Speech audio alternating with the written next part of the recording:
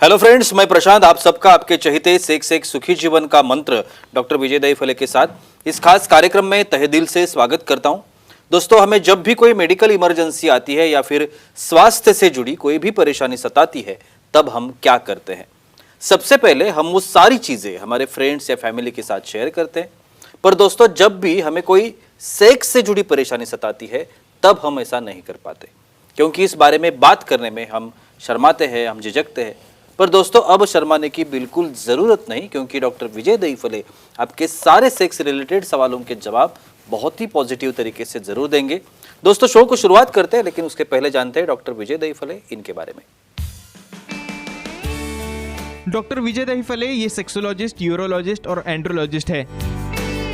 Doctor के clinic Aurangabad, Hyderabad, Delhi में द्वारका, पुणे, नवी मुंबई में नेरुल, दादर, अंधेरी, कल्याण, नासिक, अहमदाबाद और दुबई में है। डॉक्टर विजय दहीफले का भारत एवं अन्य देशों में कॉन्फ्रेंसेस और सेमिनार के लिए आना जाना रहता है, जिसमें डॉक्टर सेक्स रिलेटेड सलाह मशवरा करते रहते हैं।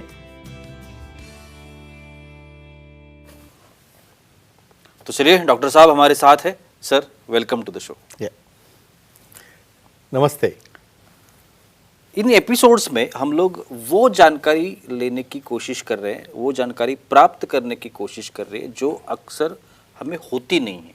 बहुत बार उसमें दिक्कत होती है, सच क्या है, झूठ क्या है, चर्चा कौन सी है, ये बातें पता नहीं चलती, और उसका जो एक साइंटिफिकली उसका जो रीज़न है वो हमें पता नहीं होता।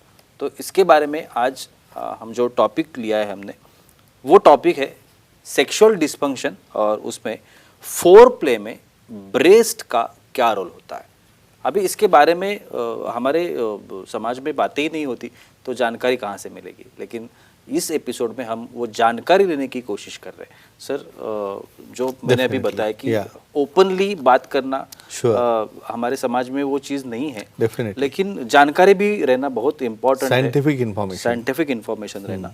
तो उसके बारे में आज मैं कुछ सवाल आपसे करना चाहूँगा।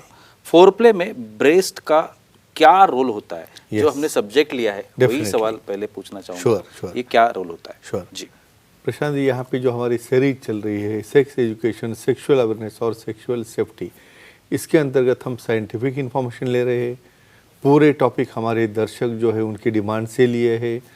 इसके अंदर हम सेक्सुअल डिस्फंक्शन क्या है, फीमेल में डिस्फंक्शन क्या होता है, मेल में क्या होता है, उसके एक डिस्क्लेमर देता हूँ। आज जो हम देखने वाले हैं फोरप्ले और ब्रेस्ट का क्या संबंध है, time, place, person, condition, culture, safety, consenting, अपना ओन और नॉन पार्टनर, नॉन इन्फेक्टेड, उसके साथ ही आजमाना है। भाई, हम एक आधा मूवी देखने जब जाते हैं तो इमीडिएट उसका फाइटिंग या इमीडिएट उसका गाना नहीं शुरू होता है। स्टार्टिंग में थोड़ा इंट्रो आएगा, धीरे धीरे एक एटमॉस्फेयर बनेगा, फिर धीरे धीरे मेन स्टोरी जो है पिकअप होगी। उसी तरह से निसर्ग ने एक ऐसी जो एक्टिविटी सेक्स की है, जो बनाई है, जिसे हम कहेंगे फोरप्ले। मतलब क्या भाई, एक आधी चीज़ को रिझाने के लिए उसका प्रिपरेशन, उसकी शुरुआत। डायरेक्टली हम जाके ऐसा अटैक करके सेक्स नहीं चालू करते भाई। उसको अराउज होना है, एक दूसरे के पास आना है, एक दूसरे को स्टिमुलेट करना है। फिर उसके कौन कौन से एरियाज है हमारे बॉडी में वो देखने वाले हैं। लेकिन उसमें का ब्रेस्ट एक बहुत ही इम्पॉर्टेंट पार्ट है, जो तरुणी की सुंदरता बढ़ाता है। सुंदरता की वजह से वहाँ पे अट्रैक्शन निर्माण होता है अपोजिट सेक्स में। और वहाँ पे जो सेंसिटिव पार्ट है, उसके निप्पल्स है, उसके एरियोला है, उसकी पूरी बॉडी का राउंडेड स्ट्रक्चर है, वो कैसे कैसे आपको फोरप्ले में मदद करता है, कैसे एक्ट में जाने के लिए मदद करेगा, कैसे ऑर्गेज़म होने के लिए मदद करेगा, देखेंगे वन बाय वन। सर, उसी के बारे में पूछना चाहूँगा। ब्रेस्ट फोरप्ले से सेक्सुअल अराउजल जिसे कहते हैं, वो होता है क्या, कैसे होता है, और बताऊंगा मैं साइंटिफिकली। देखो, ब्रेन, ब्रेस्ट, निप्पल और क्लैटोरिस, इसका एक चेन है, साइकिल है। समझो हम ऐसा कहेंगे भाई, ब्रेन और समझो निप्पल बात करें तो क्या बात करेंगे, यहाँ पे स्टिमुलेशन जब निप्पल पे हो रहा है तो जाता है ब्रेन की तरफ, ब्रेन से सेंसेशन निकलता है, बोलता है ठीक है, अच्छा चल रहा है, अभी जाओ अपने एक्ट की तरफ। तो ये साइकिल जब चालू होता है तो आपको कैसे स्टिमुलेट कर रहा है, एंडोर्फिन तैयार हो रहे हैं, न्यूरोट्रांसमीटर एक्टिव हो रहे हैं, और वो एक्टिव होने के बाद वहाँ पे वजाइन लुब्रिकेशन हो रहा है, सिक्रेशन हो रहा है। इसका मतलब ये ब्रेस्ट इनडायरेक्टली आपकी अराउजल क्षमता चालू करके अपने पार्टनर को धीरे धीरे इन्वॉल्वमेंट या लास्ट एक्शन में लेके जा रहे हैं, यानी उसे स्विच ऑन करने का एक हम बटन कहेंगे, एक एरिया कहेंगे, तो हमारे पार्टनर को एक्टिव करने के लिए, अपने प्रोसीजर में इन्वॉल्व करने के लिए, इसका ही मतलब रहता है फोर प्ले करने के लिए ब्रेस्ट का बहुत बड़ा रोल होता है। बिल्कुल सर, हमारे दर्शक है हमारे साथ, Surely. वो भी पार्ट लेना चाहेंगे। definitely. Most Jagjit welcome. जी है दिल्ली से, उनको सवाल पूछना है। जगजीत जी पूछिए, क्या सवाल है? हेलो बोलिए। सर, ब्रेस्ट फोरप्ले में वाइब्रेटर का क्या रोल होता है? हाँ, एक्सेलेंट, जायज है, इनके क्वेश्चन भी जायज है और हम आंसर भी साइंटिफिक देंगे लीगल मेथड से। क्या है ये, इसे हम इंडायरेक्टली कहेंगे सेक्स टॉयज, वाइब्रेटर वगैरह जो आइटम है। क्या रहता है, देखो हमें दो ही हाथ है, जब एक्ट कर रहे हो तब आपको ध्यान सब तरफ देना है, भाई उसको किसिम भी करना है, उसको ब्रेस्ट को भी हमें स्टिमुलेट करना है, यहाँ पे क्लैरिटल स्टिमुलेशन भी करना है और एक्ट भी करना है। क्या क्या करेंगे दो हाथ से? बिल्कुल। तो बहुत बार उसे कुछ क्लिप्स रहते हैं जो ऑटोमेटिकली वाइब्रेट होते हैं, कुछ सक्शन रहते हो जो निप्पल को लगाते हैं, जब यानी भाई उसको लगा के रखो अपने आप चालू हो जाएंगे। तो उससे क्या होगा, माइंड में जो साइकिल है अपने पार्टनर का, स्टिमुलेशन है, वाइब्रेशन है, एक्टिवेशन है, वो अच्छा होगा, उससे लुब्रिकेशन अच्छा होगा। और जब पार्टनर एट ए टाइम वहाँ पे सेक्सुअल एक्टिविटी कर रहा है, उस वक्त जिसे इंटरेस्ट है वहाँ पे स्टिमुलेशन में या हर एक को रहता है, वाइब्रेट भी हो रहा है, वहाँ पे भी आनंद मिल रहा है और एक्ट भी हो रहा है।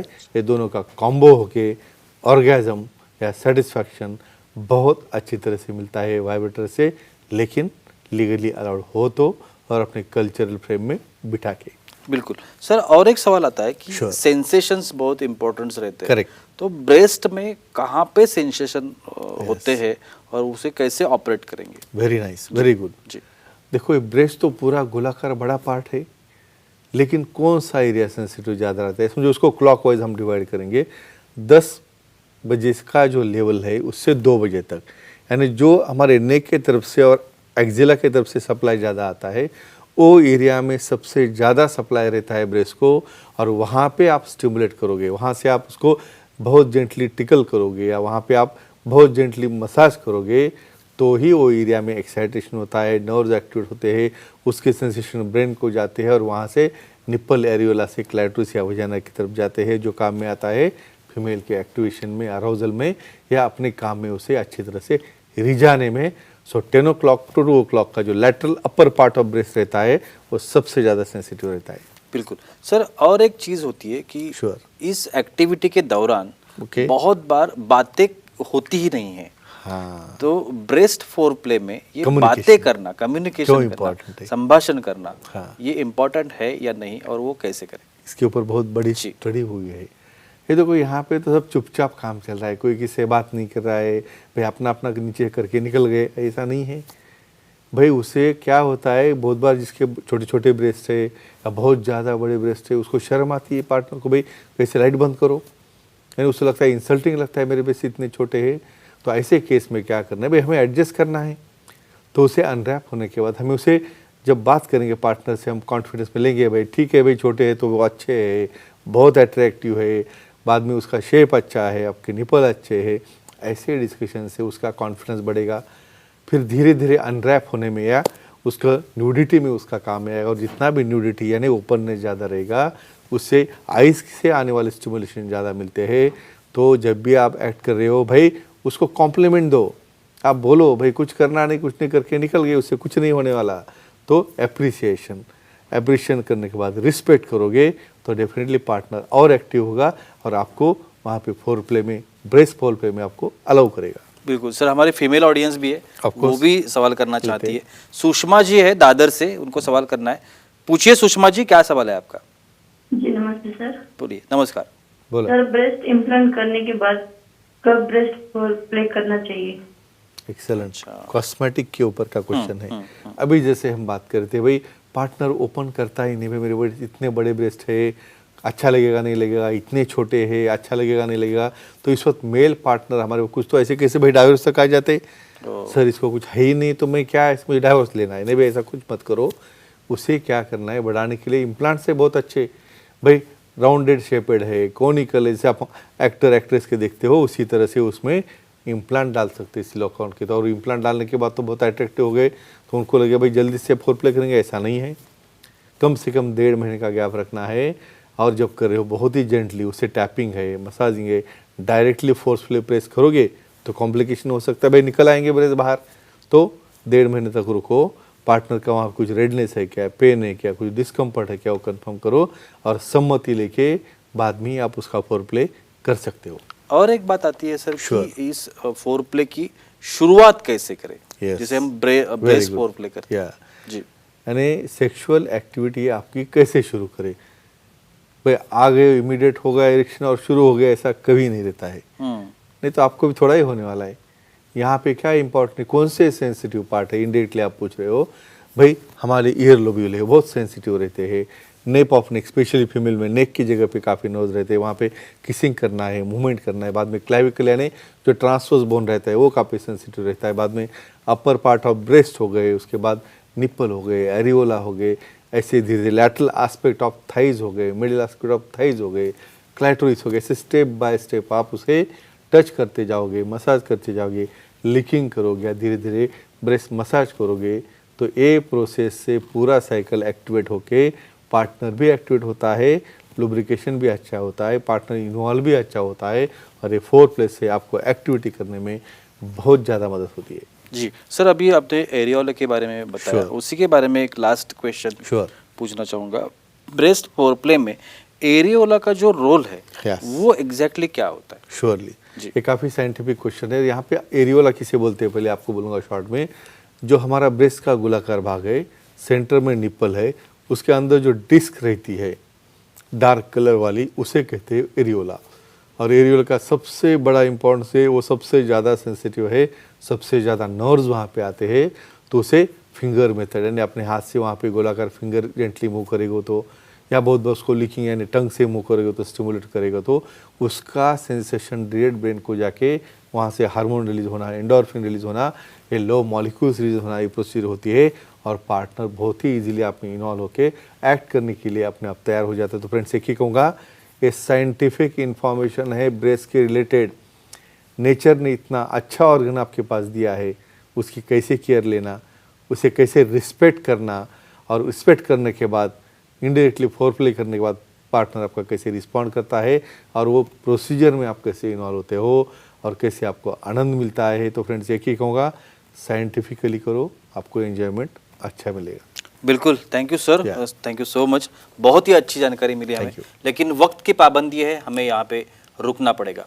लेकिन आप अगर डॉक्टर साहब की सलाह लेना चाहते हैं तो स्क्रीन पर जो कॉन्टैक्ट नंबर दिए गए हैं, सेंटर्स के नाम है, ईमेल आईडी है, सर का वेबसाइट भी है और उस पर आप सर की अपॉइंटमेंट ले सकते हैं और बहुत ही पॉजिटिव तरीके से अपने हर एक समस्या का समाधान भी पा सकते हैं।